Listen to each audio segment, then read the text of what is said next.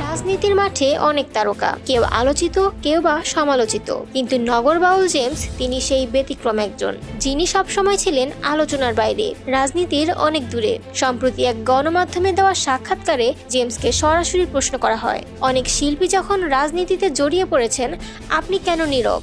জবাবে জেমস সোজাসাপটা বলেন, আমি একজন শিল্পী। শিল্পীরা রাজনীতি সম্পর্কে সচেতন থাকতে পারেন, কিন্তু সরাসরি রাজনীতিতে জড়ানো উচিত নয়। আর যদি রাজনীতি করতেই হয় তাহলে সেটা ফুল টাইম করতে হবে, সবকিছু ছেড়ে। তাহলে রাজনীতিতে যোগ দেওয়ার প্রস্তাব কখনো পাওয়া হয়েছে কিনা এমন প্রশ্নের জবাবে জেমস হেসে বললেন,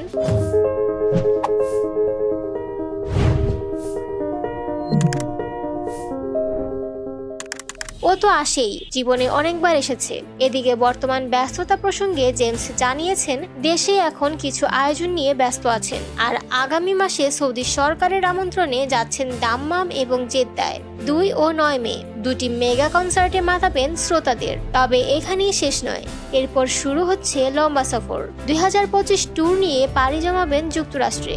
জেমস তার মতো করেই দুনিয়াটা দেখে চলেছেন সোজাসাপটা, সত্যভাষী এবং একদম নিজের ছন্দে।